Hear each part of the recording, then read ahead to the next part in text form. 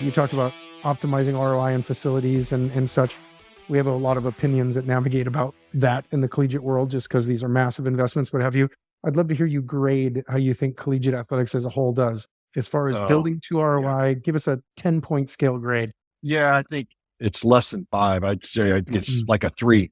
I think college athletics does a great job on game day of maximizing the use of the facilities. Which you have a lot of times is you have these hundreds of $1 million facilities, particularly around stadiums and arenas that are landlocked. They're stranded assets. We haven't figured out a way to activate them within the community and monetize them. Now, for us at the University of Houston, it's a little different. Obviously, a massive metropolitan complex. Our relationship to downtown is close, not in the middle of it, but far enough away. And so we've been able to chase some of the different aspects with spring football, with XFL, and have had real success with it.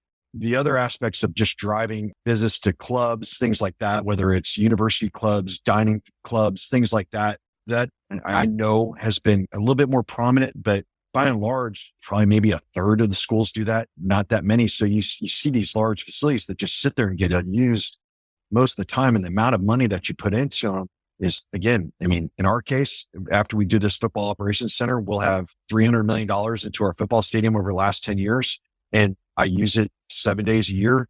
We have to be more imaginative of the ways that we put content into those facilities. It's always going to be harder for larger markets necessarily on the concert basis, but where you have real opportunity on the smaller market teams, because you are the driver in college towns of how do you bring content back into the arenas and the stadiums that give you a constant presence and help frankly contribute to the student campus life. How am I driving energy and entertainment options to the university?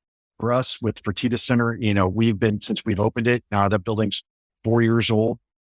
We've done PBR, we put dirt in there. We've done an ice show, concerts, things like that. What gets a little funky about it is, you've got large industries out there like Live Nation that own their own buildings. And how do you operate as a third option in major markets to try and drive content back in the buildings? And that's where you end up dealing with one-off promoters, not necessarily the promoters that are doing things on tours, things like that. You're going to get the break-off event. And that's where we have to be a little bit more sophisticated. I think, some of the conversations that we've had, with Brett, the Big 12, is how do we create a collaboration in the universities to help drive content, have a relationship with a promoter on the outside and say, hey, we can help deliver these markets and have a pre-negotiated deal so we can get that content in. Some schools are more interested in that than others. The other thing that's interesting, AJ, is we're maturing. We've been doing XFL in the spring. Well, am I taking away from our staff from doing something that helps promote our own sports and teams and grow our own sports and teams because we're divested and we're investing our time and energy into these other things? And that's something that we're contemplating. What does that mean? And how do we continue to support both initiatives without taking away from the things that we have to do for our own teams? And it's an interesting period for us, as we're talking about construction of the stadium and how does XFL impact that, because it could delay the construction, knowing that we can't delay it.